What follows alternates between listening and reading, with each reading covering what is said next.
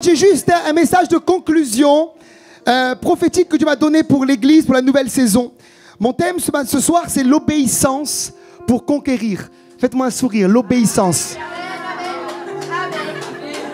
Faites-moi un sourire comme ça, voilà. Emmanuel a compris, alléluia.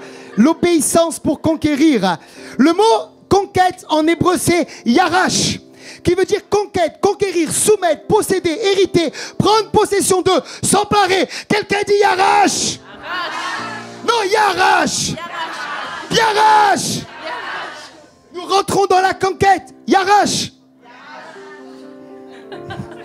Parce que l'Ancien Testament est écrit en hébreu, papa. Alléluia. Je te pique. Alléluia. Des fois, on parle entre nous des mots grecs et hébreux. Il me dit, moi, je m'en fous. Moi, j'aime bien. Alléluia. Papa, t'es extraordinaire. Des fois, je me dis, pourquoi je ne suis pas créé plus simple comme toi? Je souffrirai moins des fois. Alléluia. C'est vrai que la Bible dit que celui qui a beaucoup de connaissances, il les a pour sa souffrance aussi. Et des fois, moi, je me pose des questions que lui ne se pose pas et il monte plus haut que moi. Des fois, c'est bien d'être simple aussi. Dis amen à cela. Mais bon, j'y peux rien. Le mot conquête en hébreu, c'est yarash. Et on va lire ensemble dans Josué chapitre 1, versets 1 à 3. Et on parle de conquête depuis le début de cette conférence, depuis le début du jeûne et prière. Et on a vu ensemble que si l'Église ne conquit pas le territoire, alors l'Église va mourir spirituellement. Tout ce qui ne conquiert pas est appelé à dessécher et à mourir. Je connais l'histoire d'une église qui avait une renommée spirituelle dans une région en France. Elle avait un niveau d'influence élevé. Toutes les églises venaient là, les gens venaient pour voir comment se passaient les cultes, etc. Il y avait un esprit de réveil. Et je crois que cette église n'a pas compris à un moment le virage par lequel Dieu voulait les faire passer. Et cette église a commencé à baisser son niveau spirituel, à baisser la vision de la conquête. Et aujourd'hui, cette église qui avait beaucoup d'avance sur les autres églises est une église qui a du retard parfois, spirituellement parlant. Nous devons comprendre ce soir la destinée prophétique de notre église. Dis amen à cela. Amen. Et la destinée, c'est la conquête. On va quelque part. Dis amen à cela. Amen. Josué chapitre 1, verset 1 à 9. Jérémie. Alléluia. Après la mort de Moïse, serviteur de l'Éternel, l'Éternel dit à Josué, fils de Nun, serviteur de Moïse, Moïse, mon serviteur est mort, maintenant lève-toi, passe ce Jourdain, toi et tout ce peuple, pour entrer dans le pays que je donne aux enfants d'Israël.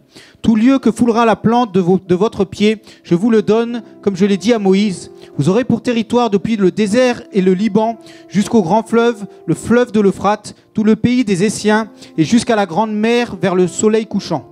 Nul ne tiendra devant toi tant que tu vivras. Je serai avec toi comme j'ai été avec Moïse. Je ne te délaisserai point, je ne t'abandonnerai point. Fortifie-toi et prends courage, car c'est toi qui mettras ce peuple en possession du pays que j'ai juré à leur père de leur donner.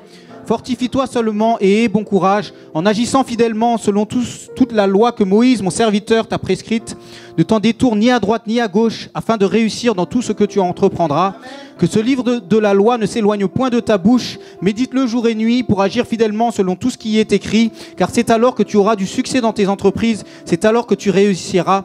Ne t'ai-je pas donné cet ordre? Fortifie-toi et prends courage, ne t'effraie point et ne t'épouvante point, car l'Éternel, ton Dieu, est avec toi dans tout ce que tu entreprendras. Amen. On a vu ensemble, et Jérémie l'a lu au verset 7 et au verset 8, que le Seigneur va dire à cet homme de Dieu qui s'appelait Josué, qui était jeune, qui reprenait derrière cet homme qui s'appelait Moïse, que Dieu voulait qu'il puisse conquérir le pays de Canaan. Mais la condition, et l'une des conditions que le Seigneur lui donnait, était de pouvoir ne pas se détourner de ce que son prédécesseur Moïse avait écrit dans la loi. Il lui dit de te détourner ni à droite ni à gauche, mais que tu puisses mettre en pratique cette parole. Il lui dira également au verset 8 que tu dois la méditer, tu dois la confesser, tu dois agir fidèlement selon tout ce qui est écrit. En d'autres termes, la conquête dans la vie de Josué dépendait de son niveau d'obéissance à la parole que Dieu avait donnée à son prédécesseur Moïse. Dis amen à cela. Josué était prêt à rentrer. Il avait reçu le manteau, le leadership. Mais voilà que Dieu demandait une condition. C'était l'obéissance. Il ne pouvait pas rentrer dans le pays de Canaan et faire comme il voulait, n'importe quoi. Il devait rester sur la parole de Dieu. Jérémie a rappelé hier soir que le même Caleb avait reçu la même parole du Seigneur. Et nous marchons ce soir sur la parole du Seigneur. Dis amen à cela. Nous ne commençons pas un deuxième, troisième culte sur la parole d'un homme, mais sur la parole de Dieu. Merci pour ton amen. L'obéissance. Quelqu'un dit l'obéissance ce soir. On ne parle pas beaucoup d'obéissance. Mais pourtant, c'est ça qui va amener la percée. C'est ça qui va amener la bénédiction. On dit amen à cela. Tout à l'heure, le Seigneur a rappelé que la vraie grandeur est dans l'humilité. Mais j'aimerais rappeler que la vraie grandeur est aussi dans l'obéissance. Et que les gens qui m'ont le plus impressionné, spirituellement parlant, étaient des gens capables d'obéir à ce que le Seigneur leur disait, malgré les pressions, malgré les luttes, malgré les combats, la capacité de s'humilier. Je disais à quelqu'un la semaine dernière, je ne peux pas dire que mes parents ne sont jamais disputés. Je ne peux pas dire que jamais dans la maison, il y a eu dispute, je mentirais. Mais je me rappelle d'un soir particulièrement où ils se sont disputés et il est rentré. Et moi je dormais et il s'est mis à genoux. Et il m'a dit juste une chose. Stéphane, je te demande pardon. Pardon de m'être disputé avec maman. Mais ça c'est gravé. Je ne sais pas pourquoi ils l'ont fait ce soir-là. Mais je sais une chose, c'est que le pardon, l'humilité a touché mon cœur. T'as pas besoin de faire des grands discours. T'as pas besoin d'être quelqu'un de religieux. T'as pas non plus besoin de te culpabiliser à outrance. T'as juste besoin d'obéir et de t'humilier. Dis amen à ça. Et c'est ça la vraie grandeur qui amènera la percée et la bénédiction dans ta vie. Dis amen à cela. Un homme qui a su obéir, c'était Abraham. La Bible l'appelle le père de la foi. Et on voit dans Genèse 12, verset 1, il est dit, l'Éternel dit à Abraham, va-t'en de ton pays, de ta patrie, de la maison de ton père, dans le pays que je te montrerai. Dieu ne souligne même pas l'endroit. Verset 2, on continue. Je ferai de toi une grande nation, je te bénirai, je rendrai ton nom grand. Tu seras une source de bénédiction. Verset 3. Je bénirai ceux qui te béniront. Oh combien cette parole est encore réelle sur Israël aujourd'hui. Je maudirai ceux qui te maudiront. Et toutes les familles de la terre seront bénies en toi. Dis amen à cela. Dieu va dire à cet homme, je suis prêt à te bénir. Je suis prêt, Abraham, à faire de toi le père d'une multitude. Je suis prêt à bénir ceux qui te béniront, à maudire ceux qui te maudiront. Je suis prêt à faire de toi une source de bénédiction. Abraham, je rendrai ton nom grand. Il n'était rien, Abraham. Il n'était rien. Comme je suis rien, comme tu n'es rien. Mais la grâce, la main de Dieu était sur lui. Et Dieu avait décidé de faire de lui un conquérant. Dis amen à cela. Comme Dieu a décidé de faire de toi une bénédiction. Là où il t'a placé, tu n'as rien mérité. Tu n'es pas meilleur qu'Abraham, tu n'es pas meilleur que moi. Mais c'est simplement la grâce de Dieu. La plupart des théologiens n'expliquent pas pourquoi Abraham a été choisi et pas un autre. On ne sait pas. Mais on sait que c'est lui qui va engendrer la nation d'Israël. Mais la bénédiction que Dieu lui promet est conditionnelle à l'obéissance et au pas de foi que Abraham doit faire dans sa saison et dans sa génération. Dieu dit à Abraham, quitte ton pays, quitte ta patrie, quitte la maison de ton père. Alors nous on lit comme ça, on dit mais c'est facile. Non, c'était pas facile. Il venait d'une ville qui s'appelait en réalité Ur en Chaldée. Si vous regardez les livres d'histoire, il y a un historien qui s'appelle Woolley. W-2-O-L-E-Y. Il a retrouvé les fouilles de cette ville en Mésopotamie, une ville sumérienne qui s'appelait Ur en Chaldée. Il a découvert une ville de 250 000 habitants. C'était pas un bled pourri. C'était pas un petit village où il n'y avait rien qui se passait. C'était une grande ville. Il a découvert dans cette ville des écoles, des bibliothèques. Il a découvert des balcons avec des choses pour faire le pain, des fours à pain. Il a découvert des tablettes sur lesquelles on multipliait, on additionnait déjà à l'époque. Sûrement que Abraham, Sarah ont fréquenté ces écoles. C'était une ville glorieuse. C'était comme le Paris d'aujourd'hui. Dieu dit à cet homme, tu quittes cette ville pour un endroit que je te montrerai. Il fallait une sacrée obéissance et une sacrée foi. Est-ce que vous me suivez ce soir?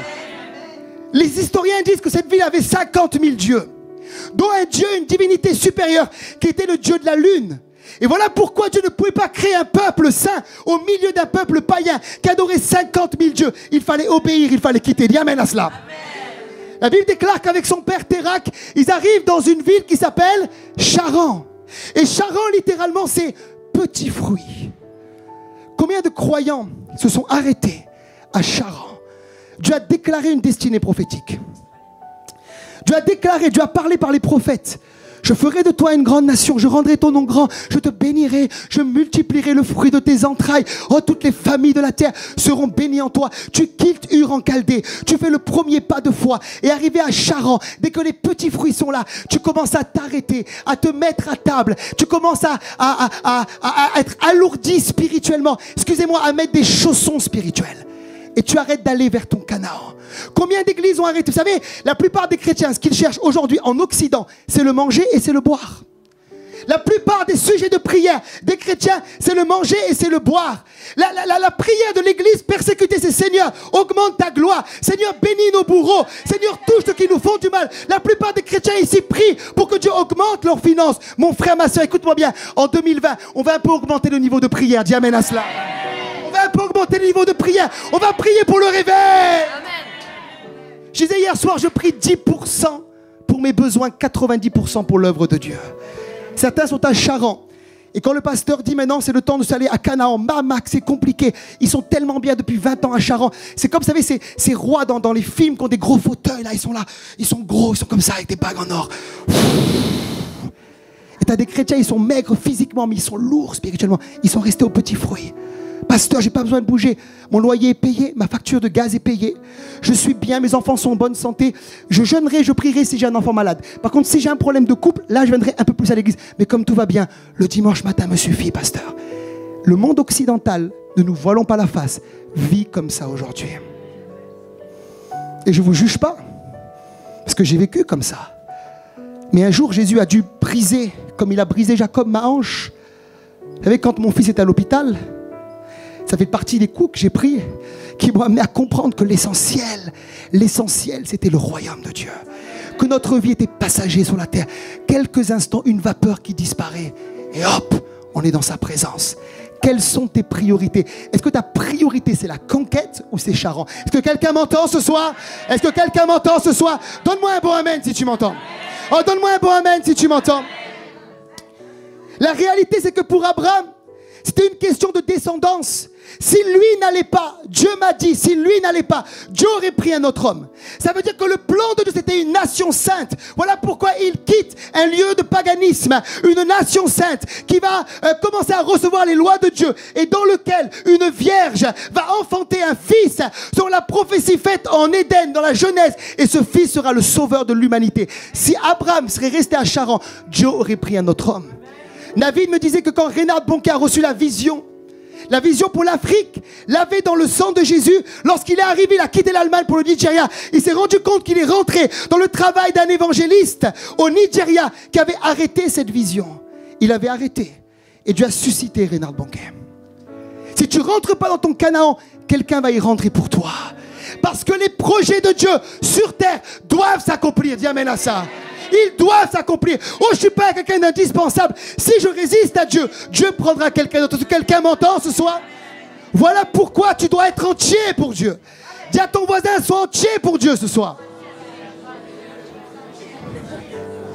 Sois entier pour Dieu. Quand on parle d'obéissance, surtout nous, dans les pays rationnels, on pense que je dois comprendre les choses que Dieu me demande de faire pour les accomplir. Par exemple, Dieu a dit, démarrez 2 cultes au centre culturel et faites une fois par mois ici 3 cultes. J'ai pas compris pourquoi. Dieu aurait pu faire descendre un palais avec un seul culte, 500 places. Ça aurait été plus simple pour moi et pour vous. Mais Dieu défie ma raison. Et Dieu est plus grand que moi. Et j'ai compris une chose avec le temps, c'est que ses pensées ne sont pas mes pensées. Mes voix ne sont pas ses voix. Dis amen à cela. Et Dieu va défier notre obéissance, comme il a défié l'obéissance d'Abraham. Quand Dieu dit à cet homme qui a plus de 100 ans, Abraham, maintenant c'est le temps pour toi de mettre ton fils sur l'autel.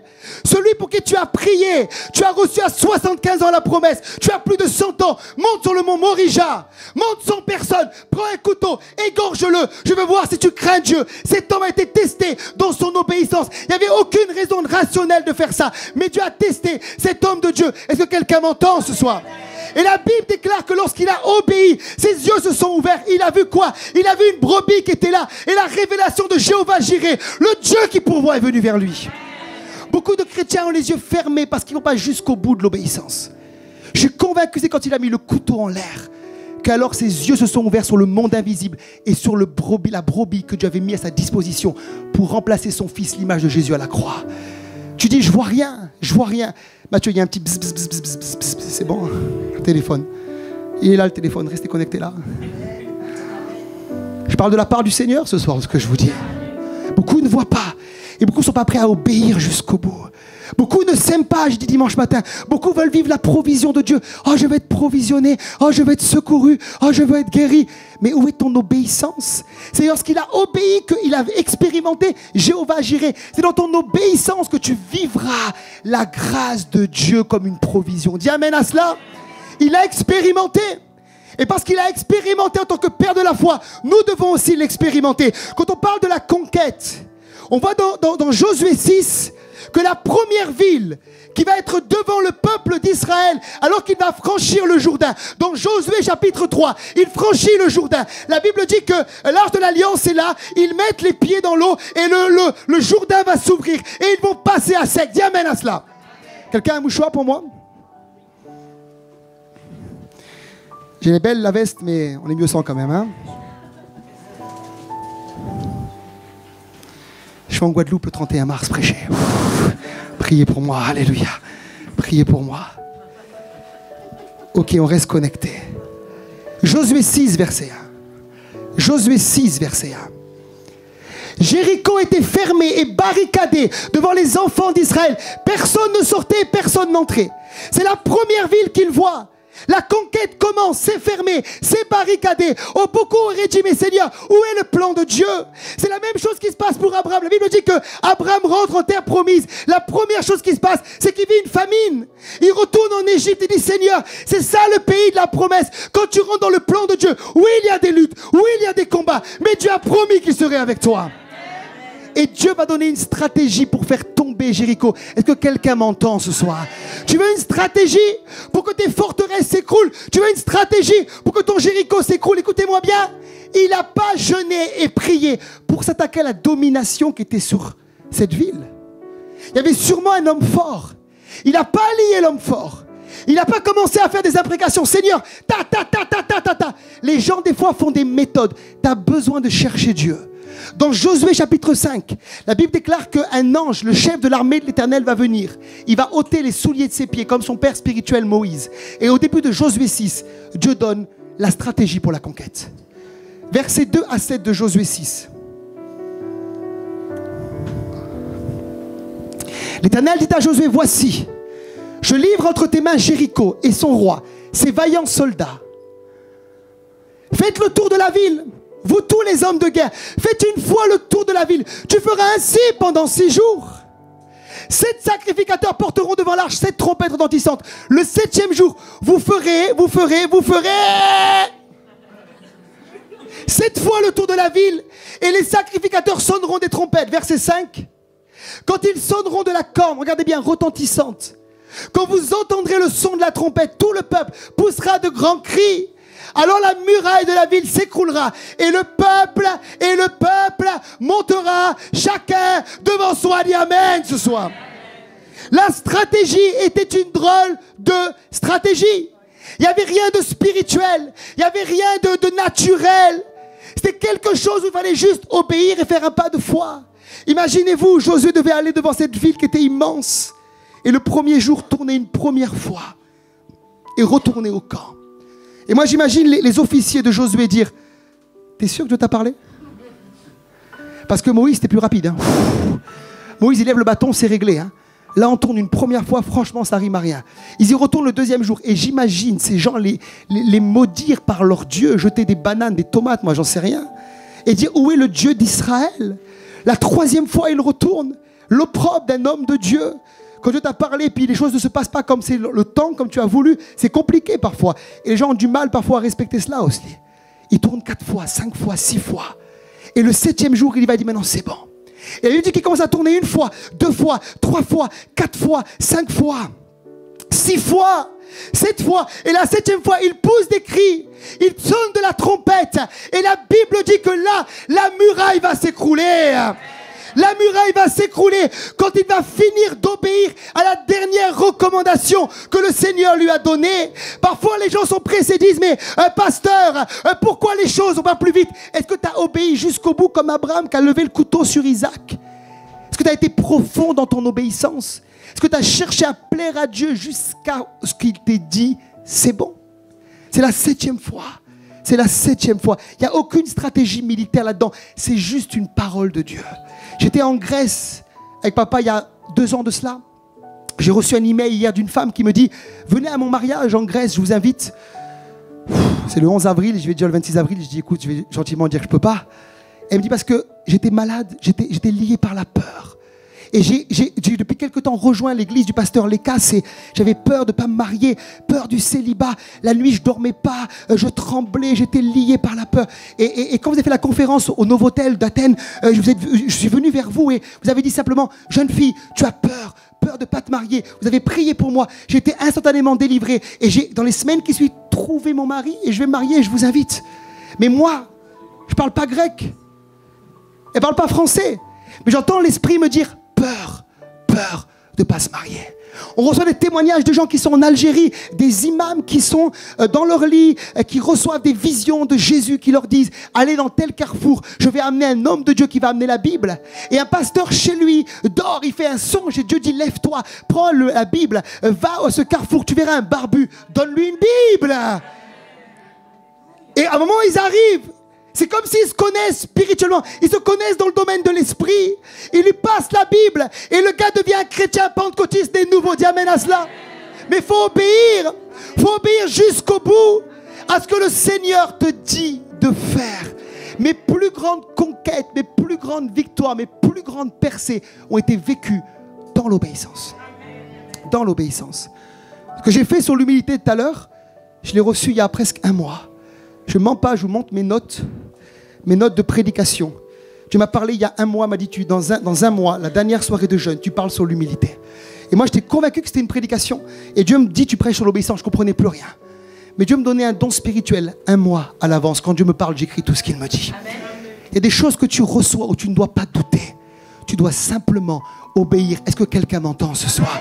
Tu dois obéir comme un enfant. La plupart d'entre nous, on est trop sages, on est trop intelligents pour Dieu. On veut trop calculer, on veut trop comprendre, on veut manipuler, on veut mépriser Dieu. Mais écoute bien, j'ai beaucoup aimé ce que le papa à Esther a dit. Tu ne manipules pas Dieu. Il va te laisser attendre jusqu'à ce que tu sois brisé et malléable entre ses mains.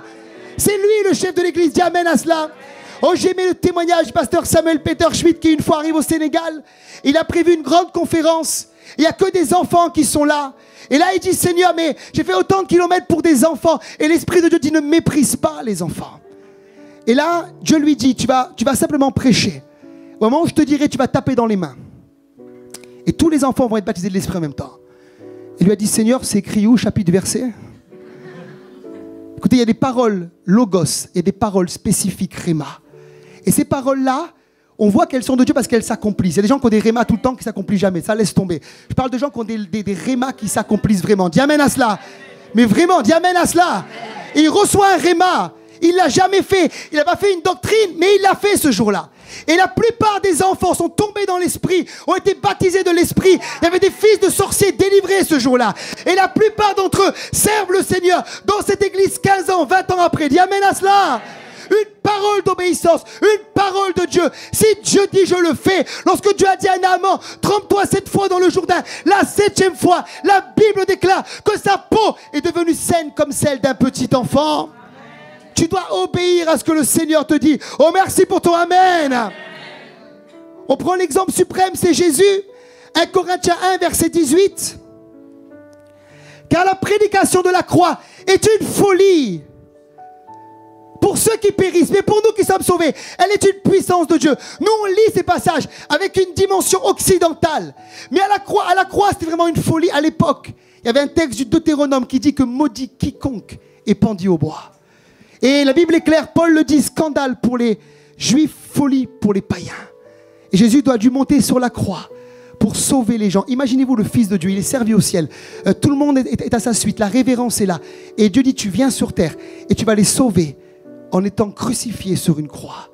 C'était tellement dur pour Jésus, parfois on l'oublie que dans Luc 22, 42, il a mené un combat à Luc 22, 42. Il est dit, Luc 22, 42, disant, Père, si tu voulais éloigner de moi cette coupe, toutefois que ma volonté ne se fasse pas, mais la tienne. Il s'est soumis à la volonté de Dieu. Il a obéi jusqu'au bout. Et la bénédiction a été relâchée quand le Fils de Dieu a été crucifié jusqu'à la dernière goutte de sang. Il serait resté à Gethsémané. il serait resté en Galilée à guérir quelques malades, il aurait sauvé quoi? 2, 3, 400 personnes. Mais des millions ont été sauvés par l'obéissance d'un seul. La Bible déclare dans Romains 5, 18. Ainsi donc, par une seule offense, la condamnation a atteint tous les hommes. Il parle d'Adam. De même par un seul acte de justice, la justification qui donne la vie s'étend à tous les hommes. Acclame le Seigneur pour cela. Ça veut dire qu'un acte de désobéissance a ruiné la vie de millions de personnes. Écoutez bien ce que je vous dis. Dans la vision de Dieu, Mao n'aurait pas dû faire ce qu'il a fait. Dans la vision de Dieu, Staline n'aurait jamais dû tuer des millions de personnes. Dieu, dans son omniscience, n'a pas créé un jour un Adolf Hitler pour que des millions de personnes meurent. Dieu n'a pas créé les génocides, les famines, les guerres, les tremblements de terre. Non, la désobéissance d'un seul a amené la chute, les conséquences et le péché. Est-ce que tu m'entends ce soir? L'obéissance d'un seul, l'obéissance du second Adam, Christ, à la croix, va amener la bénédiction et va briser la malédiction pour des milliers et des millions de personnes qui vont mettre sa foi en lui à cause de son obéissance. À cause, j'attendais un grand amen. Amen. Je vais dire la même chose en Guadeloupe, ils vont sauter comme ça. Alléluia. Vous êtes sauvés ou pas ce soir? L'obéissance d'un seul. Vous savez, nous, le salut pour nous, presque on y croira quand on sera au ciel. Hein. Quand on verra Jésus, on dira, ah, c'était bien quand même, on est sauvés. Mais on est sauvés, c'est un truc de fou. Mais c'est un truc de fou. Moi, je connais un gars qui est un évangéliste qui est tellement amoureux de Jésus, il prend des journaux, il les met en feu. Bon, il est un peu extrême, mais moi, je préfère les gens extrêmes des fois que les gens trop sages. Et puis, il dit, regardez, le feu est là, le jugement de Dieu va venir. Convertissez-vous. Mais le gars, il est tellement convaincu. D'un côté, je dis, c'est extrême, mais j'admire ce qu'il fait, le mec. Il croit dans son salut. Des gens, t'as pas l'impression qu'ils croient dans leur salut. Ils sont là, ils parlent jamais, ils applaudissent jamais. C'est le smiley qui fait comme ça, vous savez. Je suis sauvé. C'est glorieux d'être sauvé. C'est glorieux d'être sauvé. C'est extraordinaire d'être sauvé. Tu passes ta journée en prison parce que tu es sauvé. Alléluia. L'obéissance d'un seul, l'obéissance de Jésus à la croix t'a libéré, t'a sauvé. Dis amen à cela. Il t'a libéré et il t'a sauvé. Dans la dernière partie du message, j'aimerais juste rappeler que dans la conquête, la désobéissance a aussi des conséquences. Dieu va demander une seule chose à Josué. Après le fait qu'il ait obéi aux lois de l'Éternel, Dieu va dire, Josué, la seule chose que je te demande, c'est dans cette terre promise, il y a des nations païennes, ils doivent passer par l'épée. Alors certains disent, mais pourquoi, pasteur, beaucoup de personnes qui viennent à l'église disent, pourquoi, pasteur, Dieu était si méchant, pourquoi Dieu était si dur, pourquoi les Cananéens, il y avait des enfants, il y avait des grands-parents, il y avait des familles entières, il y avait des villes entières, pourquoi la conquête devait être si sanglante? Écoutez, moi je vous encourage, lisez les livres d'histoire. Récemment, j'ai étudié l'histoire des Cananéens, c'est une histoire terrible. Dans ces villes-là, des enfants étaient consacrés à Moloch. Ils étaient sacrifiés dans le feu. Il y avait en même temps des relations sexuelles pour amener des esprits entre enfants, entre hommes, entre adultes. Il y avait des sacrifices humains. C'était ça qui se passait en réalité. Et tous les... Roland, je me trompe ou pas? Et tous les théologiens le savent. Et Dieu dit, en gros, tu vas rentrer comme un peuple saint, un peuple mis à part. Tu as reçu la loi de Moïse dans le désert qui dit, tu n'adoreras pas d'autre Dieu. Tu te prosterneras devant lui seul. Et ce peuple devait garder cette loi pour ne pas compromettre le plan du salut. Si le peuple se mêlait à ce peuple-là, Dieu savait que l'influence des Cananéens pouvait rentrer dans la maison d'Israël. Certains disent parfois, je fréquente des gens du monde plus que les gens qui sont dans l'église. Oui, ça peut le faire, mais ça peut être dangereux. Parce qu'une pomme pourrie va toujours pourrir une bonne pomme. Dans Nombre 33, verset 55, il est dit, mais si vous ne chassez pas devant vous les habitants du pays, ceux d'entre eux que vous laisserez seront comme des épines dans vos yeux et des aiguillons dans vos côtés. Ils seront vos ennemis dans le pays où vous allez vous établir. Et Josué, on sait dans le livre de la conquête, va laisser 3 villes clés en Canaan sans libérer ces villes. Dans Josué 11, versets 21 et 22, il est dit, dans le même temps, Josué se mit en marche et il extermina les Anakim. Il commence bien la mission. De la montagne d'Hébron, de Débir, ça va. D'Anab, de toute la montagne de Juda, c'est bon. De toute la montagne d'Israël, Josué les dévoie par interdit avec leur vie. Là, c'est bon, verset 22. Il ne resta point d'Anakim dans le pays des enfants d'Israël. Et là, on a envie de dire waouh. Sauf que le texte finit et dit il n'en resta qu'à Gaza, à Gad et à Ashdod. Gaza, Gath et Ashdod. Gaza, Gath et Ashdod.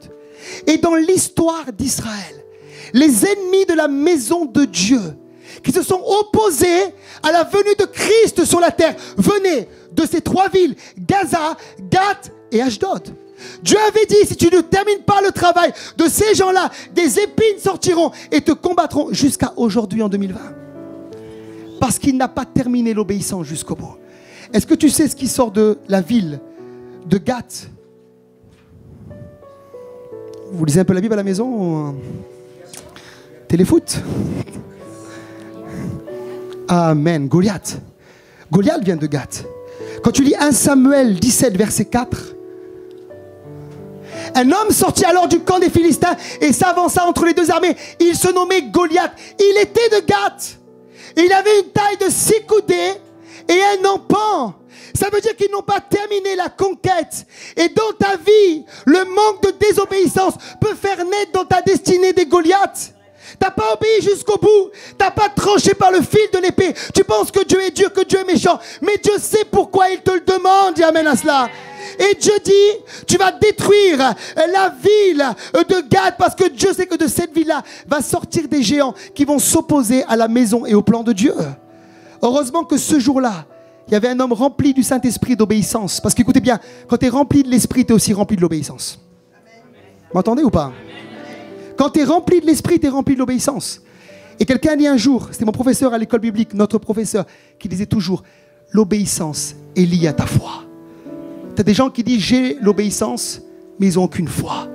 La foi te fait faire des pas d'obéissance.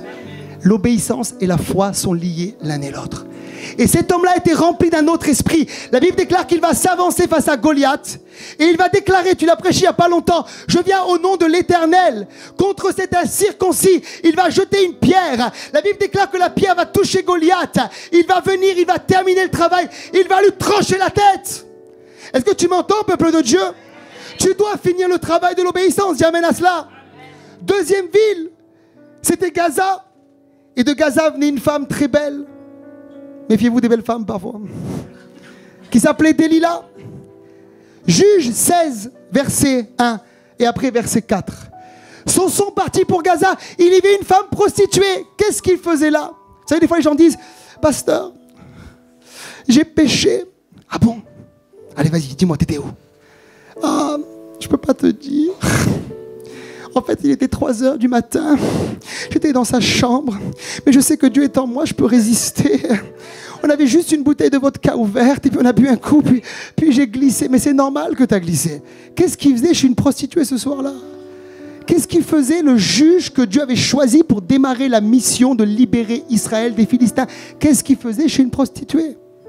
Vous savez, moi, j'ai dû, pour être dans la victoire, être radical avec certaines amitiés. Radical. Moi, j'avais des copains à moi. Je t'assure, dès que je les voyais, je savais, je dis Seigneur, allez, je vais être fort. Aujourd'hui, j'y vais. Mais c'est bon, aujourd'hui, ça va bien se passer. J'y allais, on finissait au bar. Stéphane, tu bois quoi? Un Coca-Cola aujourd'hui. Et puis le gars, il prend une bière. Et puis je dis, ça sent bon quand même. Allez, juste une. Et puis 2. Et puis 3. Et puis moi, je vous confesse, franchement, ça allait jusqu'à 15-20 parfois. Et c'était tous les week-ends. Et ces gens-là me traînaient vers le bas. Sauf que Dieu avait parlé sur ma vie d'obéir pour rentrer dans ma propre conquête. Ma propre conquête, c'était le ministère. Tu étais avec moi, tu le sais que je mens pas. Hein? Tu avais pire que moi, toi, je sais. Alléluia. Une fois, l'Esprit de Dieu, c'est vrai ce que je dis ou pas, me réveille. J'avais 19 ans. Il me dit, va dans telle cage d'escalier. Tes copains sont là, il y a un problème. Tu étais là ce soir-là. J'arrive, il bisoutait un gars. Il lui faisait boire de l'urine, il le saoulait à la volca, il le frappait. On a appelé les pompiers, le gars, on l'a amené à la Réunion. Et pendant un temps, il a marché avec le Seigneur. Et tant que j'étais connecté à ces gens-là, pas d'appel au ministère. Qu'est-ce que tu fais chez la prostituée? La Bible déclare au verset 4 ensuite. Après cela, il aima juste derrière une femme dans la vallée de Sorek. Et elle se nommait Delilah.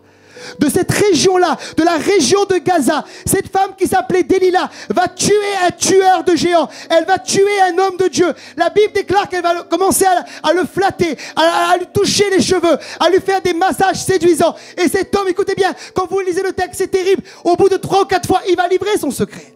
Et la force va le quitter. Il a oublié d'obéir. Il avait un vœu de naziréen sur sa vie. Il devait tenir ferme. 3e ville, Ashdod, 1 Samuel 5, versets 1 à 3. Dans cette ville, il y avait une domination qui s'appelait Dagon. Les Philistins prirent l'arche de Dieu et ils la transportèrent d'Ében-Ézer à Ashdod. C'était un haut lieu. Après s'être emparés de l'arche de Dieu, les Philistins la firent rentrer dans la maison de Dagon et la placèrent à côté de Dagon. Oh, j'aime le verset 3. Le lendemain, les Ashdodiens qui s'étaient levés de bon matin trouvèrent Dagon étendu la face contre terre devant l'arche de l'Éternel. Ils prirent Dagon et le remirent à sa place. Et la Bible déclare ensuite qu'ils vont être frappés d'hémorroïdes. C'est écrit ou pas? Ils lisent la Bible ici ou pas? Je sais pas moi. C'est écrit. Ils vont tellement être frappés d'hémorroïdes, aïe aïe aïe, qu'ils vont dire renvoie l'arche, renvoie l'arche. Ils vont mettre des souris d'or et ils vont renvoyer l'arche. L'arche va arriver en Israël, plusieurs de centaines de personnes vont mourir. Et l'arche va être ramenée à son lieu où il devait être.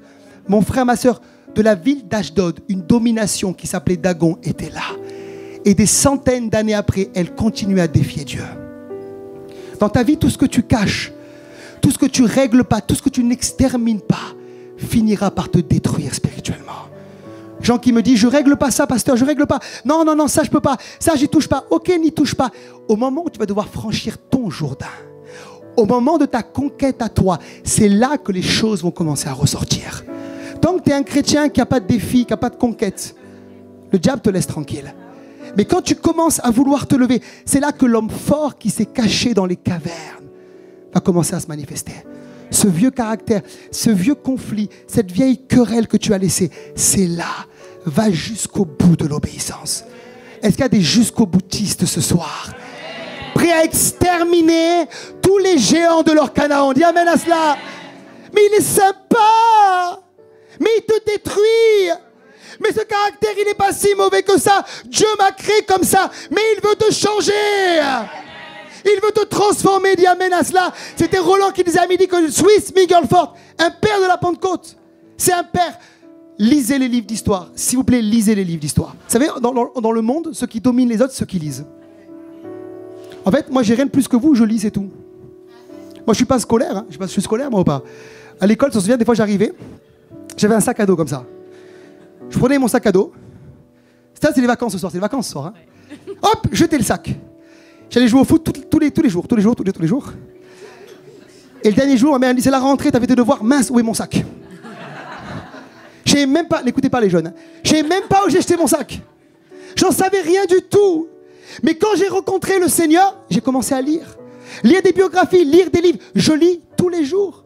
J'ai rien de plus que toi, mais je lis. Si tu lis, tu vas connaître les mystères du royaume de Dieu. Je prêcherai un jour là-dessus, mais vous verrez que Daniel, dans son temps, parce qu'il a lu Jérémie, il a lu la prophétie de Jérémie 29, c'est là qu'il a commencé à prier que le peuple a été libéré. C'est ceux qui lisent qui dominent les autres. Dis amen à cela. Et quand je parle de dominer, c'est dominer spirituellement. Smith Wigglesworth, ce plombier qui a réveillé l'Angleterre, cet homme qui un jour appelle quelqu'un et dit toi t'es mort, mettez-le sur l'estrade. Et Dieu dit maintenant tu vas le ressusciter. Il dit au nom de Jésus, sois ressuscité. Paf, le gars il tombe. Deuxième fois, sois ressuscité. Il avait une parole de Dieu. Bam, le gars il tombe. Et dans l'auditoire on crie escroc. Il dit une troisième fois, au nom de Jésus taisez-vous. Il dit je t'ai dit maintenant ressuscite. Et bam, le gars il est ressuscité. Son épouse meurt. Son épouse meurt. Elle est là, elle part auprès du Seigneur. Il dit Seigneur, Seigneur, je t'en supplie, j'ai encore besoin d'elle. Son épouse ressuscite. Elle lui dit Smith, je peux pas rester. Je t'aime, mais vraiment, Dieu veut que je remonte. Bon, vas-y, je te laisse aller. Et elle est repartie. Cet homme-là avait des problèmes de colère. Il avait un sale caractère. Il n'arrivait pas à le régler. Roland l'a très bien expliqué à midi. Et un jour, elle dit Seigneur, je veux régler la colère. Il a jeûné et prié jusqu'à ce que la colère soit réglée. Amen. Est-ce que tu m'entends? Amen. Tu dois obéir jusqu'au bout dans tes géants. Dis amen à cela. Amen. Je t'ai parlé de mon géant à moi. Mon géant, c'était la peur. C'est la peur. Et je lutte parfois avec ça encore. Mais je sens que papa, l'esprit de conquête vient. L'esprit de conquête vient. Est-ce que tu m'entends? Et des fois quand je prêchais, j'avais peur. Des fois le samedi soir, je prêchais le dimanche. J'avais peur. Je lisais mes notes 100 fois. Peut-être j'ai lu 4 fois, 5 fois ce soir. Je sais que celui qui vit en moi est plus grand que celui qui est dans le monde. Je vis mes pas de foi, je marche sur l'eau comme Pierre. La peur était là. Prêcher devant le maire, incapable. Prêcher devant du monde, incapable. Faire de la télévision, incapable. Des milliers qui regardent. Dieu prend des gens ordinaires qui obéissent et il en fait des conquérants extraordinaires. Dis amen à cela. Ok, il faut que je termine. En fait, c'est votre faute, vous avez été long à rentrer dans l'esprit ce soir, donc je vais être plus long que d'habitude. Vous criez vite amen et je prêche vite, mais quand je vois que les gens ils dorment un peu, je suis obligé de tirer, donc c'est de votre faute, c'est pas la mienne. Conclusion, 1 Samuel 15, verset 22. Ah ça on le connaît, ça pasteur, on l'a prêché des dizaines de fois. Samuel dit, l'Éternel trouve-t-il du plaisir dans les holocaustes et les sacrifices comme dans l'obéissance à la voix de l'Éternel? Là il est sérieux avec lui.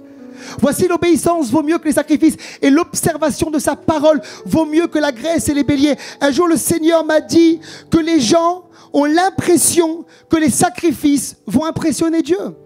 Les gens ont l'impression que les grands sacrifices, les grands jeûnes, les grandes offrandes qui sont faits pour impressionner Dieu vont l'impressionner. Mais c'est faux. Dieu n'est pas impressionné par tes sacrifices. Dieu est impressionné par ton obéissance. Quand il voit quelqu'un qui obéit, il dit waouh. Quand il voit quelqu'un qui fait plein de sacrifices par la loi et qui dit Seigneur, c'est bon, j'ai fait ça. Vous savez, moi, les gens qui font plein de sacrifices tout le temps, je sais qu'en réalité, ils cachent une forme de désobéissance. Ils la cachent par quoi? Par les sacrifices qu'ils font. Celui qui obéit, il est calme, il vit dans le repos. Il sait que Dieu n'est pas toutes les 30 secondes en train de lui demander quelque chose. Mais les gens hyper spirituels, attends, pourquoi tu stresses? Pourquoi tu caches? Si Dieu t'a dit fais quelque chose, fais-le et sois en paix avec Dieu. Est-ce que tu m'entends ce soir?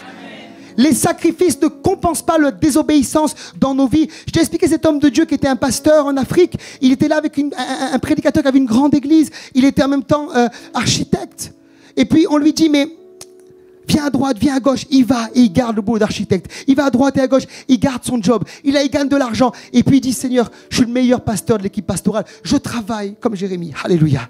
Je suis sur le chantier, je prêche. C'est que pour un temps. Je suis sur le chantier, je prêche.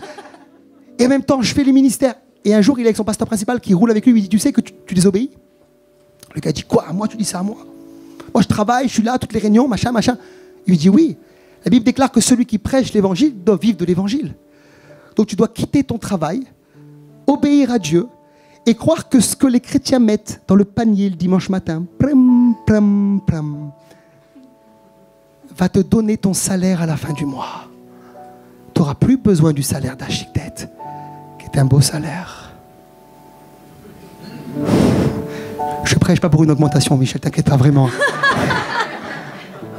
Mais je dis qu'il faut obéir et il faut un pas de foi. Moi ça va, moi j'étais livreur, donc pas de souci. Hein. Mais le mec qui est architecte, il lui faut un pas d'obéissance. Il cachait sa désobéissance du fait de ne pas rentrer à plein temps par un tas d'activités dans l'église. Ses sacrifices étaient désagréables à Dieu. Ce que Dieu cherchait, c'était juste un pas de foi et un pas d'obéissance.